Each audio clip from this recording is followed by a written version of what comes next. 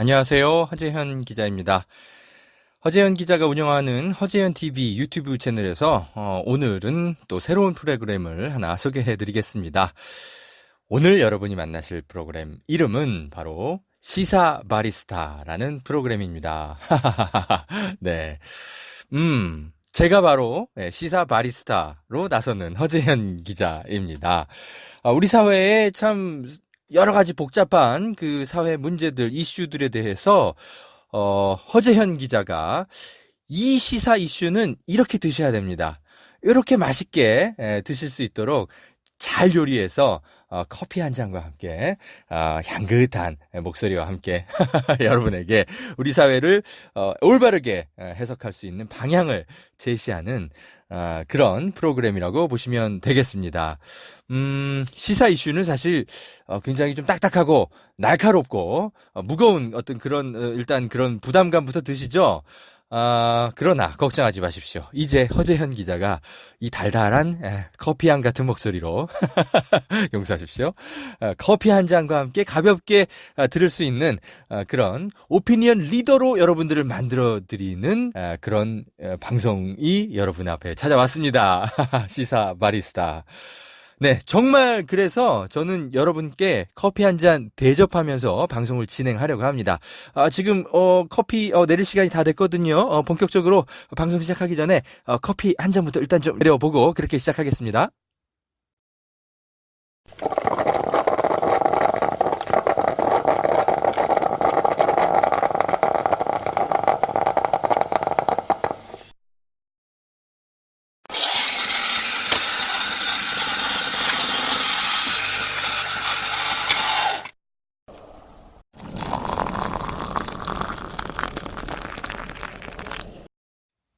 네, 커피 한 잔 드시면서 방송 들으십시오. 자, 오늘 첫 방송, 첫 프로그램, 시사 커피의 첫 그 주제는 KBS 법조팀의 조국 가족에 대한 이제 취재 방식에 대한 논란, 이 문제입니다.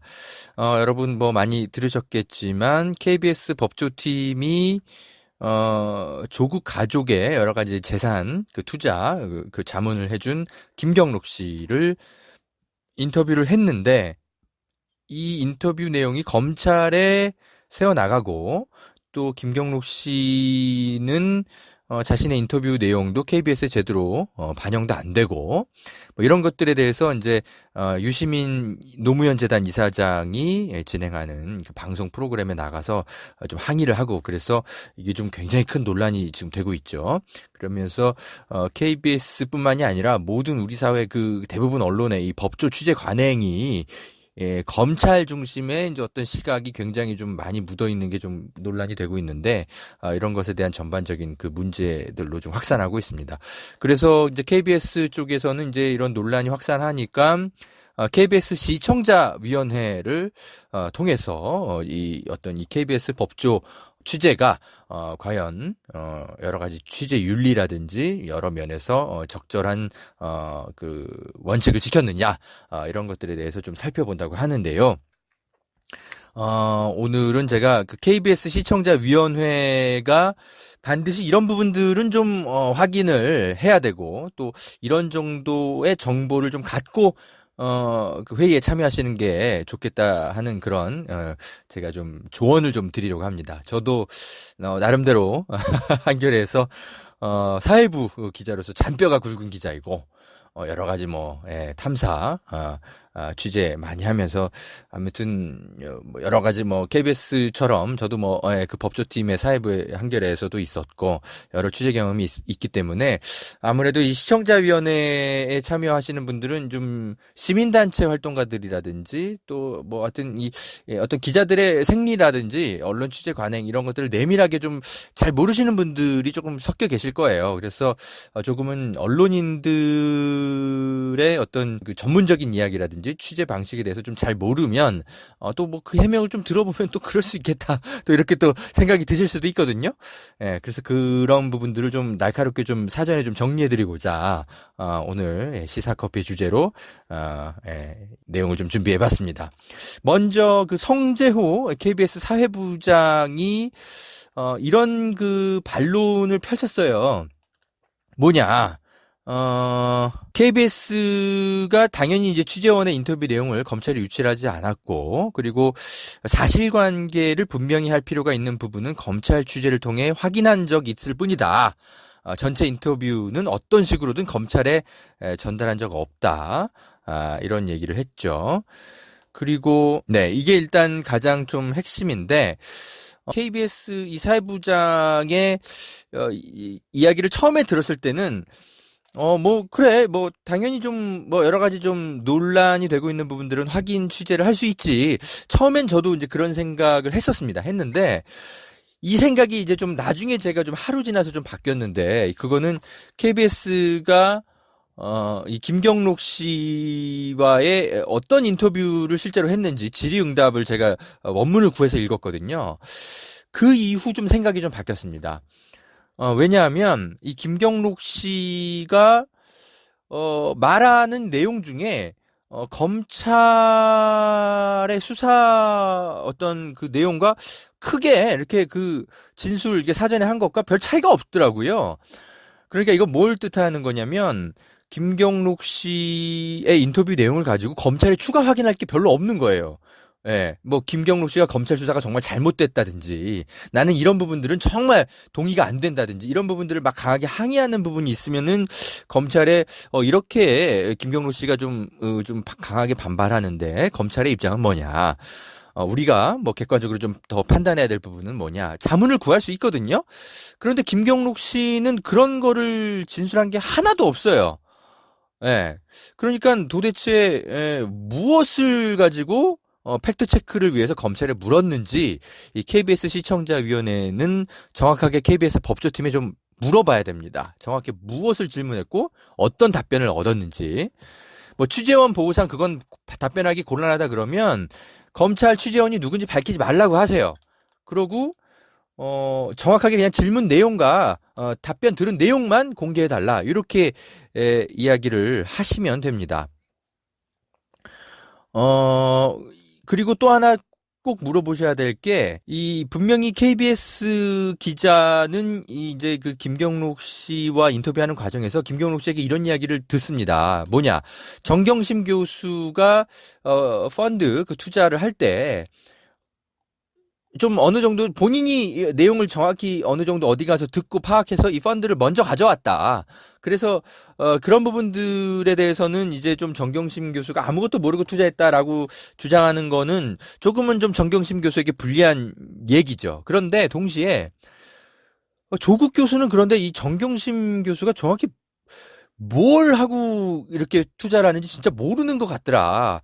그러니까 사기꾼에게 좀 사실은 좀 당한 측면도 있는 것 같은데 이 조국 교수는 정말 집안일에 아무것도 관심도 없고 그러는 것 같더라라고 또한 이런 부분들을 진술을 하거든요. 그런데 KBS 보도에는 이 부분은 쏙 빠져요. 그러니까 정경심 교수에게 불리한 것만 보도가 되고 조국 교수에게 유리한 거는 이제 인터뷰 내용을 보도를 전혀 안 하니까 이런 부분들은 도대체 왜 그랬을까? 조금은 KBS 시청자위원회가 날카롭게 좀 물어볼 필요가 있습니다. 왜냐하면 지금 이렇게 언론사들이 여러 검증 취재에 나선 이유는 정경심 교수가 법무장관에 임명된 게 아니기 때문이죠. 조국 장관이 과연 이러한 사실을 정말 알고 있었는지 그런 부분들에 대해서 사실은 더 중요한 팩트 가치 판단을 해야 되거든요. 그렇기 때문에 김경록 씨의 이 증언은 사실은 굉장히 중요한데도 불구하고 이 부분을 누락했어요. 방송에서.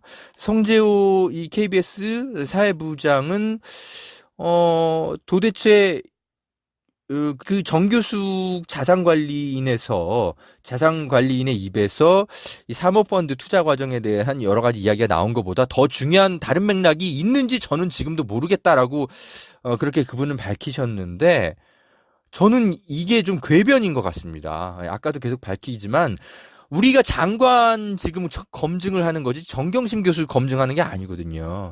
그렇다면 김경록 씨의 이 조국 장관에게 조금 유리한 팩트, 이 부분은 왜 중요한 다른 맥락이 아니라고 판단했는지는 KBS 시청자위원회가 좀 날카롭게 좀 물으셔야 됩니다. 이건 기자가 봤을 때도 조금 좀 궤변처럼 들려요.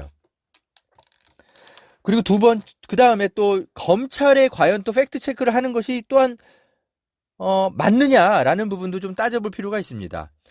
사실은 검찰의 일상적인 어떤 수사라면 검찰의 팩트 체크 할 수 있어요. 이건 솔직히 여러분 좀 이해를 하실 필요가 있는 게, 법조팀이 물론 검찰의 여러 가지 기대서 취재를 하는 건 분명히 있습니다만, 이게 꼭 무조건 부작용만 있는 건 아닙니다. 어쨌든, 여러 가지 부정부패, 연루된 정치인이라든지 경제인들, 어떤 수사를 받고 있고, 이런 것에 대해서는 좀 사실은 국민들이 검찰에 직접 출입할 수는 없기 때문에 좀 대신 좀 살펴볼 수도 있고 그런 측면이 있어요. 그래서 검찰 상대로 취재하는 게 무조건 꼭 나쁜 것도 아닙니다. 그런데 이런 일상적인 수사가 아니라 이 검찰 수사팀이 어떤 중립성을 의심받고 있다거나 어떤 운동장에서 공정한 심판자의 역할이라기보단 상대측 플레이어처럼 같이 뛰고 있는 것처럼 의심받고 있는 경우에 대해서는 사실은 이건 좀 문제가 있는 겁니다. 지금 조국 수사팀 같은 경우는 지금 이 사람들이 공정한 심판자가 맞아? 이 검찰 내부에서조차도 사실은 여러 의문들이 좀 나오고 있지 않습니까? 이런 상태에서 검찰에게 하나하나 팩트 체크를 부탁하고 심지어 자기들이 인터뷰했던 것들을 그대로 사실들을 알리면서 뭘 물어본다는 게 이게 과연 공정한 상대에게 물어보는 게 맞는지 사실은 좀 취재 기법상으로도 좀 문제가 있어요. 예를 들어서 제가 서울시 공무원 간첩 증거 조작 사건 한겨레에 있을 때 이제 취재해서 밝혀냈었잖아요. 저는 이거를 검찰 수사팀에 제가 유우성 씨나 유우성 씨 가족이나 여러 친구들이나 이제 인터뷰에서 그런 내용들을 검찰 수사팀에다가 물어볼 생각은 저는 아예 한 적도 없어요. 왜냐하면 부적절하다고 생각했거든요.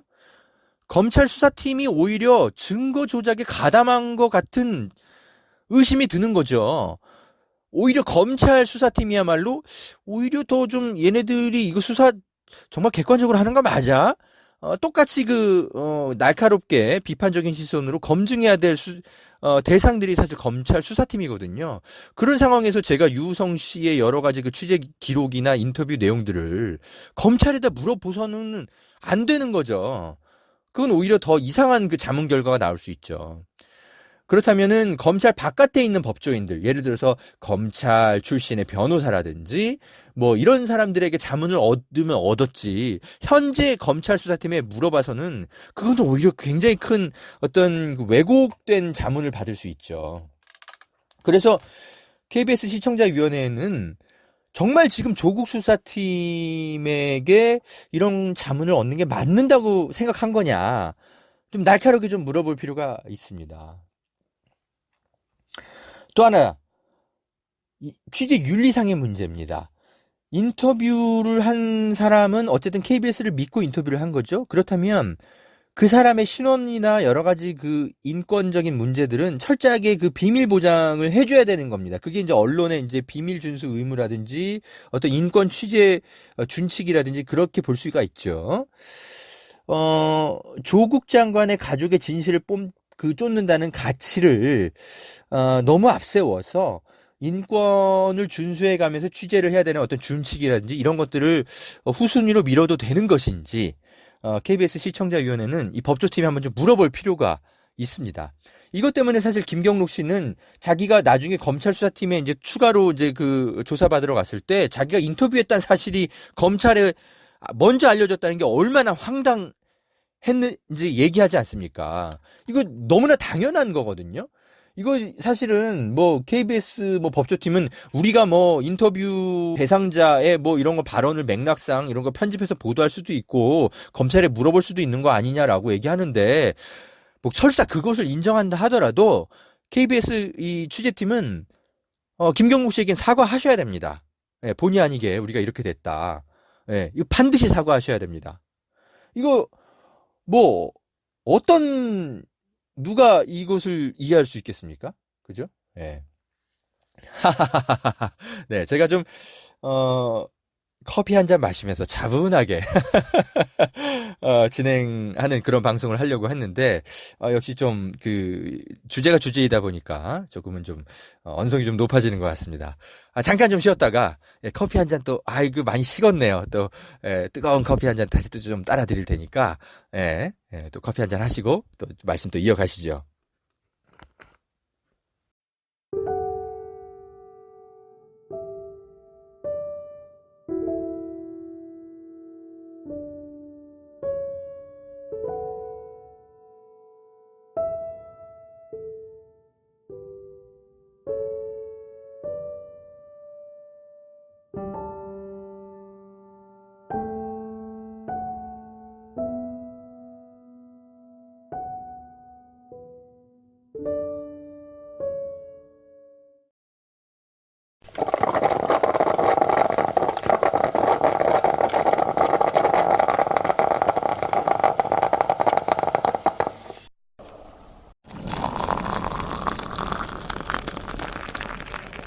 네, 역시 따뜻하게 커피 한 잔 하니까 조금 머리도 좀 맑게 회전이 되는 것 같으면서 기분이 좋네요.